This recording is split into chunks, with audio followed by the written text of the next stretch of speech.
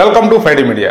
కొడాలి నాని ఓటమికి ప్రధాన కారణం ఏంటి అనే ప్రశ్నని రాజకీయంగా పెద్దగా అనుభవం లేని వ్యక్తులను అడిగినా కూడా వాళ్ళు చెప్పే ఆన్సర్ ఏంటంటే తెలుగుదేశం పార్టీ కార్యకర్తలు బాగా కష్టపడి పనిచేశారు, లేదా తెలుగుదేశం పార్టీ అధిష్టానం గుడివాడ నియోజకవర్గాన్ని ప్రతిష్టాత్మకంగా తీసుకుని పనిచేయడం వల్ల కొడాలి నాని ఓటమి చెందాడు అనే ఆన్సర్ చెప్తారు.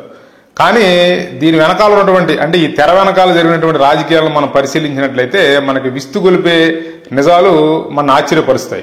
అవేంటో ఒకసారి మనం చూసినట్లయితే జగన్మోహన్ రెడ్డి, సజ్జల రామకృష్ణారెడ్డి, అప్పటి సిఐడికి చీఫ్గా ఉన్నటువంటి సునీల్ కుమార్ వీళ్ళందరూ కలిసి కొడాలి నానిని ఓడించారు అంటే మీరు ఒప్పుకుంటారా? ఖచ్చితంగా ఒప్పుకోరు. ఎందుకంటే కొడాలి నానిని వైఎస్ఆర్సీపీ పార్టీ అంత బాగా ఓన్ చేసుకుంది. వైఎస్ఆర్సీపీ కార్యకర్తలు కొడాలి నానిని అంత బాగా ఓన్ చేసుకున్నారు.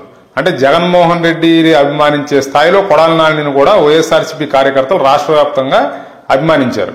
కానీ వాస్తవాలను కనుక మనం వెనక్కి వెళ్లి కనుక చూసినట్లయితే ఈ కొడాలి నాని ఓటమిలో ప్రధాన పాత్ర పోషించింది అప్పటి సిఐడి చీఫ్గా పనిచేసినటువంటి అంటే జగన్మోహన్ రెడ్డికి అంటే జగన్మోహన్ రెడ్డి ఆదేశిస్తే ఎలాంటి కార్యక్రమాన్నైనా పూర్తి అంటే రాజ్యాంగబద్ధంగా కాకుండా రాజ్యాంగ వ్యతిరేకంగా కూడా అంటే రాజ్యాంగానికి వ్యతిరేకంగా కూడా వెళ్లి ఆ కార్యక్రమాన్ని పూర్తి చేసేటువంటి వ్యక్తి అయినటువంటి సునీల్ కుమార్ సారథ్యంలో అప్పుడు కొడాలి నాని ఓటమికి పాచికలు గదిపారు. కొడాలి నానిని ఓడించడం కోసం వ్యూహరచన చేశారు అంటే అంతా వైఎస్ఆర్సీపీ కేడర్ అంతా కూడా ఆశ్చర్యానికి గురవుతుంది. కానీ 100% ఇది వాస్తవం. ఎలాగో ఒకసారి మీకు వివరించి చెప్తాను చూడండి. ఇప్పుడు రఘురామకృష్ణరాజు గారి కేసులో కొన్ని విస్తుగొలిపే నిజాలు బయటకు వస్తున్నాయి. అంటే ఆయన మీద 3rd డిగ్రీ ప్రయోగించారు, అది పివి సునీల్ కుమార్ ఆధ్వర్యంలో జరిగింది అనేది అందరికీ తెలిసిన విషయమే. కాకపోతే ఇక్కడ తులసి బాబు అనే వ్యక్తిని ప్రధానంగా పోర్ట్రేట్ చేస్తున్నారు. అంటే రఘురామకృష్ణరాజు గారు కూడా తులసి బాబు అనే వ్యక్తి నా గుండెల మీద కూర్చున్నాడని చెప్పి అతన్ని ప్రస్తావించడం జరిగింది. పోలీసులు కూడా అతన్ని పిలిచారు, అతన్ని విచారించారు. కానీ అతను టీడీపీలో ఉన్నాడు. ప్రస్తుతం గుడివాడ ఎమ్మెల్యేగా గెలిచినటువంటి వెనుగండ్ల రాముకి రైట్ హ్యాండ్ గా ఉన్నాడని చెప్పి మనందరికీ తెలిసిన విషయమే. కాకపోతే మీరు ఈయన గతంలో సునీల్ కుమార్ కి అత్యంత సన్నిహితుడిగా ఉండేవాడు.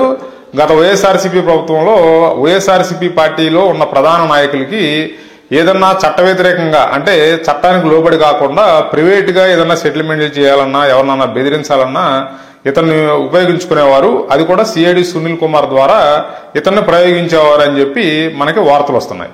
ఇవన్నీ కనుక మనం పరిశీలించి చూసినట్లయితే అప్పట్లో మరి సునీల్ కుమార్ జగన్మోహన్ రెడ్డి గారు ఆదేశిస్తే ఎంతకైనా తెగించే వ్యక్తి. ఆ సునీల్ కుమార్కి అసిస్టెంట్ గా ఈ తులసిబాబు ఉన్నాడు. మరి అప్పుడు గుడివాడ నియోజకవర్గం నుంచి ప్రాతినిధ్యం వహిస్తున్నది కొడాలి నాని గారు.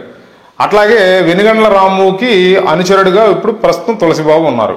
ప్రకాశం జిల్లాలోని ఒంగోలు ప్రాంతం నుంచి ఒక వ్యక్తి తులసిబాబు అనే వ్యక్తి గుడివాడ నియోజకవర్గంలో తెలుగుదేశం పార్టీ అభ్యర్థిగా పోటీ చేసేటువంటి వెనుగండ్ల రాముకి పనిచేయడం కోసం వచ్చి తెలుగుదేశం పార్టీలో చేరతన్నాడు లేదా చేరాడు అనే విషయం అప్పట్లో వైఎస్ఆర్సీపీ పార్టీకి కానీ అప్పటి ప్రభుత్వానికి కానీ అన్ని తానే వ్యవహరించినటువంటి సజ్జల రామకృష్ణారెడ్డి గారికి తెలియకుండా ఇది జరుగుతుంది అంటే ఎవరు ఒప్పుకోరు.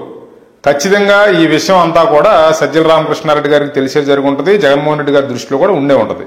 అది కూడా పివి సునీల్ కుమార్ కి ప్రధాన అనుచరుడైనటువంటి తులసిబాబు తెలుగుదేశం పార్టీలో చేరి వెనుగండ్ల రాముకి అనుకూల గెలుపుగా కృషి చేయడం అనేది ఖచ్చితంగా వాళ్ళ అధిష్టానానికి తెలిసే ఉంటది. ఇదే సందర్భంలో మనం ఇంకో విషయాన్ని కూడా గమనించాలి. ఈ విషయం తెలుగుదేశం పార్టీ అధిష్టానానికి తెలియదా అంటే దాన్ని కూడా మనం ఒప్పుకొని తీరాల్సిన అవసరం లేదు. ఎందుకంటే ఖచ్చితంగా తెలుగుదేశం పార్టీ అధిష్టానానికి కూడా ఈ విషయం తెలిసే ఉంటది.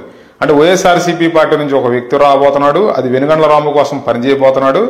అతను అప్పట్లో ఉన్నటువంటి సిఐడి చీఫ్ సునీల్ కుమార్ కి బాగా అనుబంధం ఉన్న వ్యక్తి, బాగా దగ్గర సంబంధాలు ఉన్న వ్యక్తి అని కూడా తెలుగుదేశం పార్టీ అధిష్టానానికి కూడా తెలిసే ఉంటది ఖచ్చితంగా.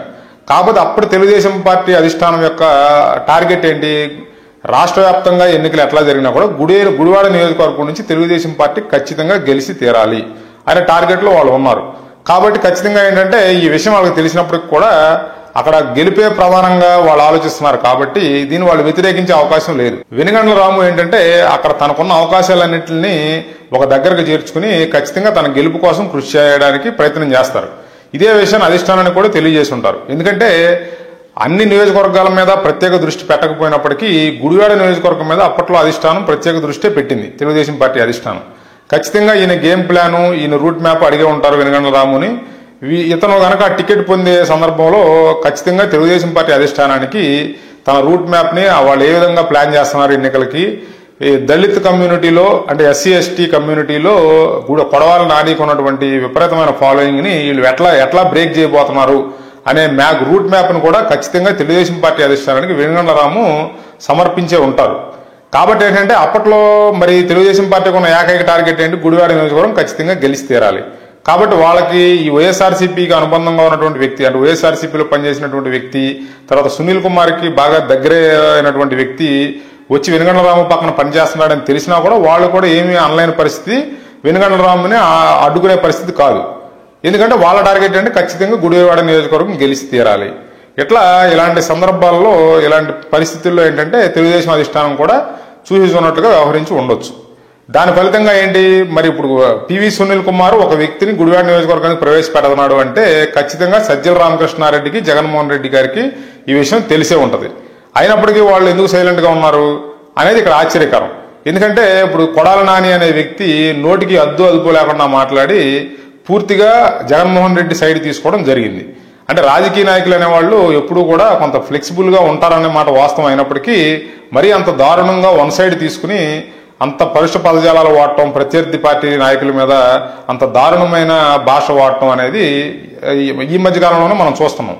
ఇక్కడ జగన్మోహన్ రెడ్డి గారు వైఎస్ఆర్సీపీ ప్రభుత్వం స్ట్రాటజీ కూడా మనం గమనించినట్లయితే అప్పట్లో ఆ ప్రభుత్వంలో అంటే వైఎస్ఆర్సీపీ జగన్మోహన్ రెడ్డి ప్రభుత్వంలో కీలకంగా వ్యవహరించే వ్యక్తులతో చంద్రబాబు నాయుడు గారి మీద, లోకేష్ గారి మీద, తర్వాత పవన్ కళ్యాణ్ గారి మీద దూషణ పర్వాలని ప్రయోగించేవారు. వాళ్ళ చేత దూషణ పర్వాలను నడిపించేవారు.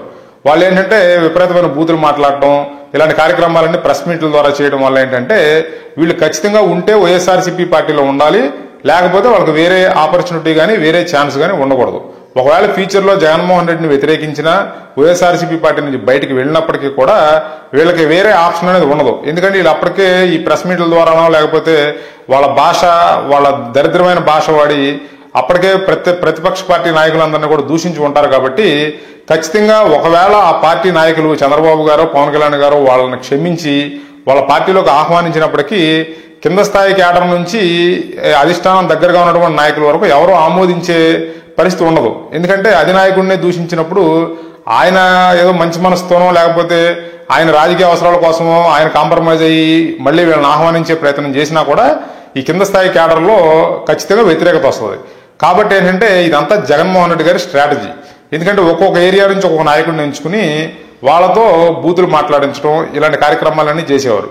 మన ఉదాహరణ తీసుకుంటే కొడాలి నాని, తర్వాత జోగి రమేష్, ఇలాంటి కొంతమంది వ్యక్తులను మనం ఉదాహరణగా చెప్పుకోవచ్చు. వీళ్ళందరూ ఏంటంటే వేరే రాజకీయ ప్రత్యామ్నాయం లేకుండా దారుణమైన భాష వాడి ఇప్పుడు ప్రస్తుతం ఏమీ చేయలేని పరిస్థితుల్లో కొట్టిమిట్టాడుతున్నారు. అంటే వేరే పార్టీలకు వెళ్ళడానికి కూడా అవకాశాలు లేకుండా వాళ్ళు మాట్లాడిన మాటలు ఇప్పుడు అడ్డు తగులుతున్నాయి అనమాట.